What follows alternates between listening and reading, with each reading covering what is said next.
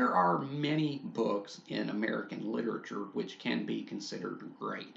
However, there are only a few select books which are generally regarded to be representative of what is known as the great American novel. The great American novel is any novel that can be said to have encapsulated the essence of America at a certain point in history.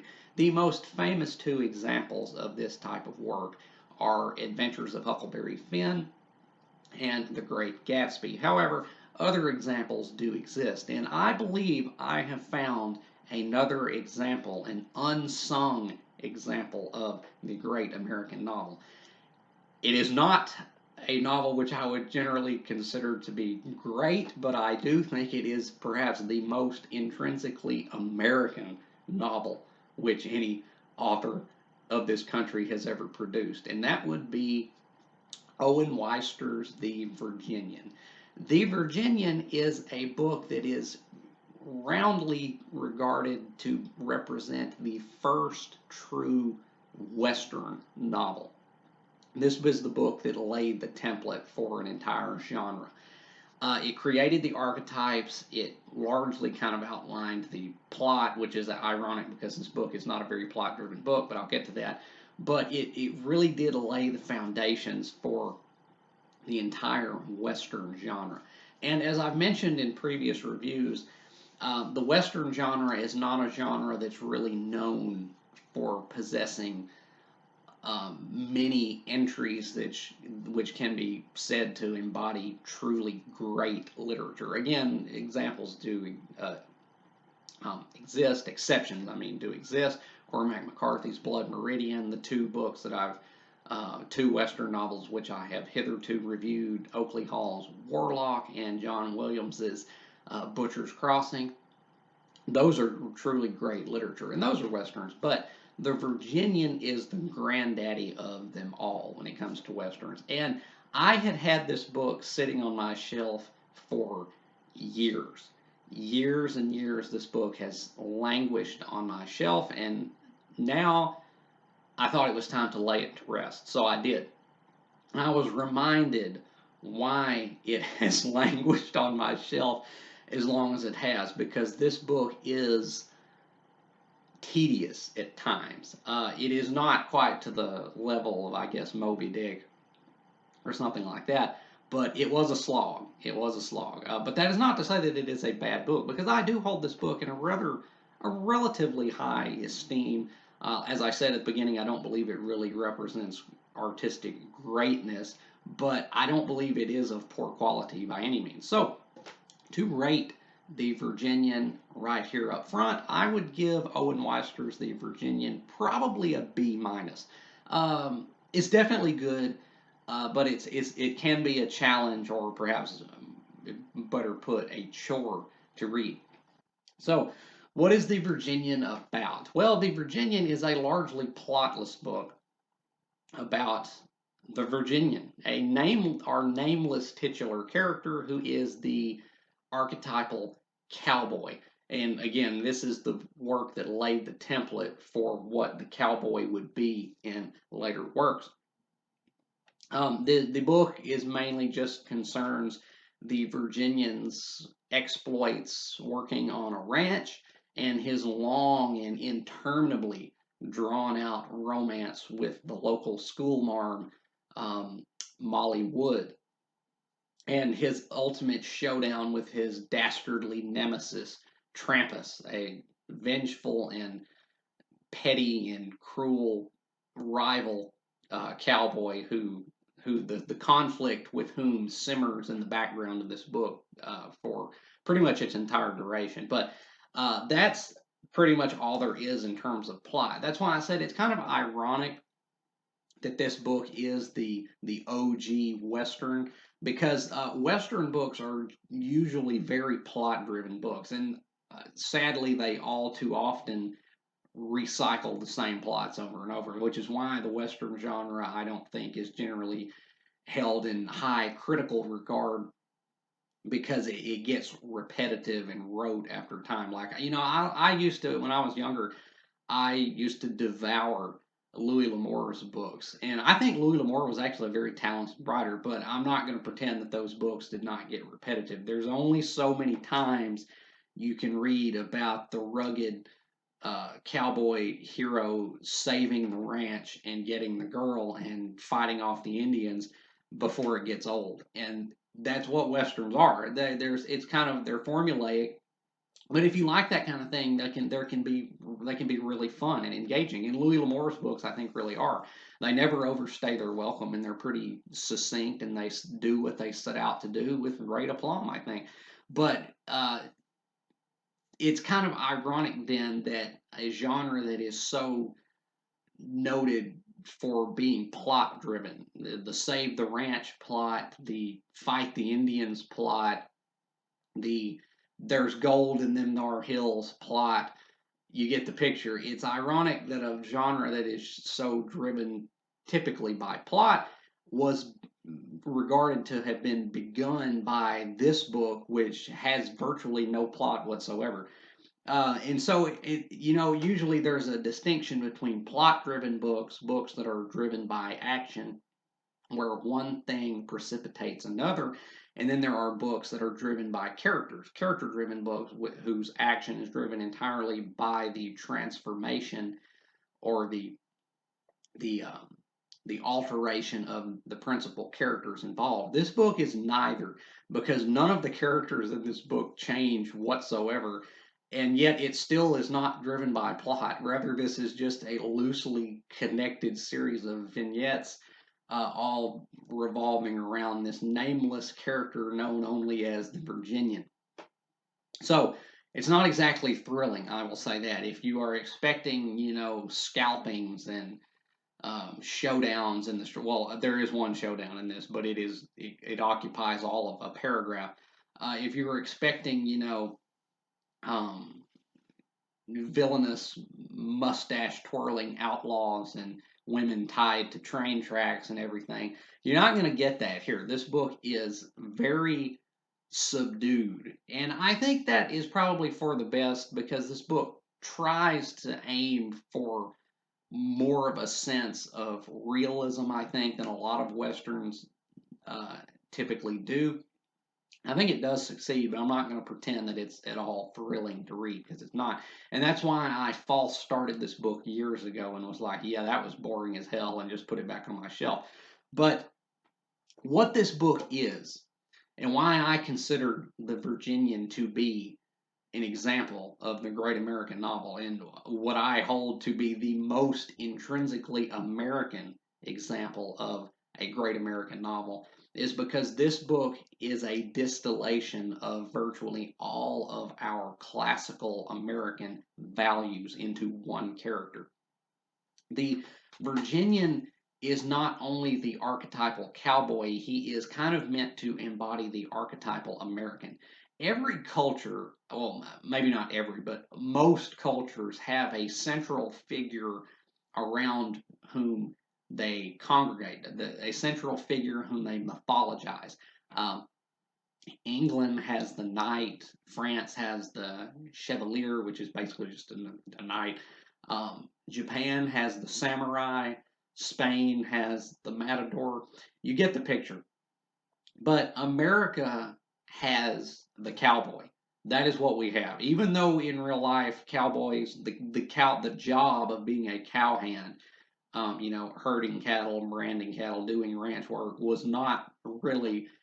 It was a pretty low kind of job that required virtually no education whatsoever, paid absolute peanuts, and it was kind of just this dirty blue collar job. But we have mythologized this figure in our public consciousness into something grand and larger than life, and it all began right here with this book, Owen Wister's The Virginian, because this is the true dawn of the cowboy as we know it, as we know him today.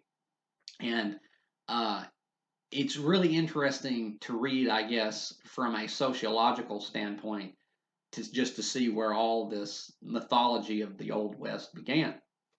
And I think it is actually literature. I don't think this is pulp at all. I think this is true literature. Maybe not the most,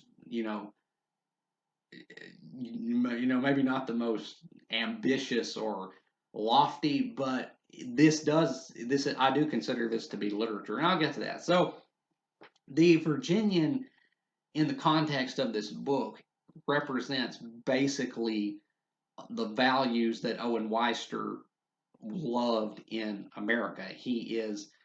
Uh, he is dashing and courageous, but he is always restrained and never violent. He's also gentle and perceptive, and despite having no education, is quietly intelligent, highly intelligent actually. And he always stands up for the weak, but he never instigates conflict himself, but he never runs away from it either. He is industrious, self reliant, and ambitious, and he really does just kind of embody everything that we like to think of when we think of Americans, or at least classically. I mean, and so that's why I do think this is quite possibly the most great American novel ever written, because it did capture America at a certain time in history. The Johnson County Range War, in particular, is what some of this is loosely inspired by. But it captures the essence of the American character, and it embodies it in the Virginian. Now, let's talk about the the more literary aspects of this, the actual nitty gritty of its composition. The Virginian is narrated in a very unusual fashion, and the only thing that I can liken it to in terms of its presentation is Moby Dick by Herman Melville, perhaps the true great American novel, because they are narrated in similar fashions. Moby Dick is a book that starts out with a clear first person narration. It is Ishmael telling us this story long after the fact, and it eventually segues, however, into something much different and much looser. I mean, if you read Moby Dick, there are chapters that are written like a stage play. There are chapters that are actually the majority of the book, I think, is just written in third person, despite beginning in first person. And you never really know exactly when it stops being first person and moves into just omniscient third person narration, but it does. And the Virginian is written very similarly to that. The narrator, the ostensible narrator of the Virginian, is another nameless character. Owen Wister had a penchant for nameless protagonist, known only as the Tenderfoot. He is an Easterner, or he comes from somewhere that's not the West, and he's a Tenderfoot. And so there's kind of that classic dynamic of the stranger in a strange land who doesn't really know the ways of the West, having the ropes shown to him by a tried and true veteran cowboy in the Virginian. And he narrates a lot of this book, but then more of this book is just narrated by someone else. It's really weird, but it's kind of inventive, and it shows that Owen Wister either A, didn't give any kind of shit about narrative coherence, or he was just trying to push into some kind of new avant-garde territory, much like Herman Melville did earlier. And I think it works. I mean, this book, it's narrated interestingly, to say the least. The writing as well in this book is pretty adept. I don't think this book is clumsily written or poorly written in any way. I think the writing in this book is pretty solid. It's a little bit old fashioned, but it's never hard to read or anything, and there are some really well rendered passages in this. So I think Owen Wister did demonstrate a real knack for the craft. Now, in terms of the negatives in this, and there are some. First off, right immediately apparent, this book did not need to be as long as it was. My edition of this book it was 431 pages, I think. It was over 400 pages. And this really didn't need to be, but maybe like 200 or 250 at the most. This was the most needlessly drawn out and prolonged story I've ever read. It was and considering that nothing happens for the vast majority of it, it begs the question. You must have just, I mean, Owen Wister, you must have just been getting paid by the page like Charles Dickens was, so you had a financial incentive to draw this out like you did, because this was, it did at some points feel as though it was never going to end. So that's the main most apparent criticism, is that it was so overdone and overdrawn. Didn't need to be that long. But beyond that, the dialogue in this is unintentionally, the dialogue in this ranges between borderline incomprehensible to unintentionally hilarious, because he renders this dialogue in the regional dialect of the characters. And the Virginian talks in this extreme, laconic, laid back southern drawl. And the way that Mr. Wister spells some of these words in order to reflect the pronunciation of the way the Virginian delivers them is ridiculous. And honestly, there were so many lines in there where it just made me laugh when I wasn't meant to be laughing, because it was so strangely worded and so strangely written, and it just distracted from the meaning of the words by their absurd delivery. If you like really badly written regional dialect, you're going to love the Virginian, because it is replete with that kind of thing. And also the romance in this, because the majority of westerns kind of have a hint of romance. The school marm love interest trope was also begun with this book, and oh my word, this romance was corny as hell. This was the most unbearably sappy and melodramatic crap I have ever read in my life. Uh, it's like a Harlequin romance, except without any of the bodice ripping uh, goodness to that. Like, at least that can keep you interested with the titillation, the titillation, pun intended. Um, this was just corny. It was so it was so stupid. It was so insanely stupid, and it was just the romantic dialogue in this work makes George Lucas's romantic dialogue from like the Star Wars prequel movies look like Shakespeare. Like, that is how bad it is. It is so corny.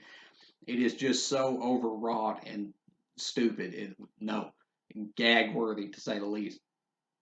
But um, this, as I said earlier, I do consider this book to actually be literature, not just because it embodied um, so many American values in this one character, but also because it actually did wrestle with some themes. Not all of which I agreed with. There is an extended portion of the book towards the end where Owen Wister, the Virginian, is forced to hang some cattle thieves that they catch. And this kind of thing did happen, I think, where, some frontier justice was carried out on the spot, where, you get caught rustling cattle, you're going to get strung up. And there's this part towards the end of this book where the Virginian has to do that. He has to execute some cattle rustlers that they capture, one of whom is an old friend of his. And there is this extended attempt at justification for lynching that Owen Wister gives, and it's well done enough to where if you're of a certain persuasion, you can really buy into that, and even if you are not of a certain persuasion, you can almost get suckered into agreeing with the logic that he uses here to justify that kind of frontier vigilante justice, which was not justice at all, because I don't believe capital punishment should be rendered for anything other than a capital crime. That is to say, I don't think you should be hung for theft. Uh, but Mr. Weister appeared to see that differently, and so there's this attempt, a pretty prolonged attempt at justification for vigilante lynching towards the end, which is pretty well done. I'll give it that. It is worded pretty well, and it's written pretty well, but it doesn't change the fact that that's not justice at all. And his attempt at doing this trying to portray this as like the noble, correct thing to do falls utterly flat because we recognize now today that that's not right to do. But it did give the book some thematic content to wrestle with. There are questions of justice and honor, especially towards the end where the Virginian is about to have to face off with his nemesis Trampus, and then his soon bride to be Miss Wood is like, "Don't do it. Just ride away with me. You don't have to. You don't have to face off with the villain." And he's like, it's like some John Wayne dialogue. He's like, "A man's got to do what a man's got to do." So there really is kind of a question of like honor and integrity and stuff, but really just the values that the Virginian embodies are enough to give this some weight to the book. Now, you're not everybody is going to really jive with this book. I don't really think I did it, especially not with that justification of cold-blooded murder. Basically, I did not jive with everything in this book. I respect this book, but I didn't really can't say as I really liked it that much. But a lot of people are really not going to jive with this book because it's not political, but it does lend itself to some viewpoints which have since been highly politicized. That is to say, if you are a big fan of social Darwinism, then this is the book for you, because part of the American, the traditional, the classic American um, belief, I guess, is that obviously with the Constitution and the Declaration of Independence and whatnot, we established that all men are created equal. That is, equal in the eyes of the law, equal in the eyes of justice and whatnot. But not all men are created equal in ability. And so this book is very socially Darwinian in its outlook. And it's also unabashedly capitalistic. So this book is dedicated. The dedication to this book, it's dedicated to Teddy Roosevelt. So if you're not one for that kind of thing, or if you don't agree with that kind of outlook, and I'm not going to tell you, I'm not going to tell you either way what to think, but if you're not down with that kind of thing, you're probably not going to like this, because there are points in the book where the Virginian discusses how he is slowly moving up in the world based on his wit and his work ethic. And in comparison to other characters who don't make the same kind of decisions that he does. And so he's just like, yeah, y'all are, see you later, leaving you in the dust. And so, I can understand that a lot of people might be sensitive to that kind of thing and say it's an oversimplification of reality. And that's a view you can hold, but this book does have come with a theme and a message, and not everybody may agree with that. But still, is this book worth reading? I think it is. I really do think it is, because the cowboy is America's central mythic figure. That the cowboy is our samurai. He is our knight. And this is the book that laid the foundation for what the mythic cowboy is. He's stalwart. He is possessed of great integrity. He is brave, but never violent until he has to be. And he's also sensitive and highly perceptive and gentle, and it's really just kind of the embodiment of everything that the classical American values that we used to hold so dear. And so a lot of people may be given to kind of sneer at this now and scoff at it because it's so old-fashioned, and it is unabashedly old-fashioned. But you know, some of those values, mind you, you're going to put an asterisk here because a lot of those old values, we're glad they're gone. But some of those old values do have some real merit to them. There is something about the character of there is something about the character of the cowboy in our popular um, conception that does, it endures for a reason, I'll say. So I think this book is worth a read. I'm not going to say it was enjoyable because it was like watching paint dry at certain points, and the romance was so maudlin and corny that you could not take it seriously. But you know what? this book is still pretty good. I will say that, if not likable, it is a pretty solid work of literature, I think. So yeah, I'll give it a B minus. So yeah, The Virginian by Owen Wister. Have you read The Virginian? I'm going to wager that most people out there probably haven't, because this is, I'm not going to say this book is obscure any. I'm not going to say this book is obscure, but it's not nearly as popular as it once was. But if you have read The Virginian, definitely let me know down in the comments what you thought about it, what your take on it was, whether you have agreed or disagreed with mine here today. And if you have not read The Virginian, if you are a fan of Westerns, you might like it, because this truly is the OG Western. If you want to kind of get a glimpse into a more classical American mindset, I would definitely recommend picking this up. Um, so yeah, and as always, if you have enjoyed anything you've seen or heard here today, remember to like, subscribe, help the channel out a little bit. I would greatly appreciate it. And until next time, peace.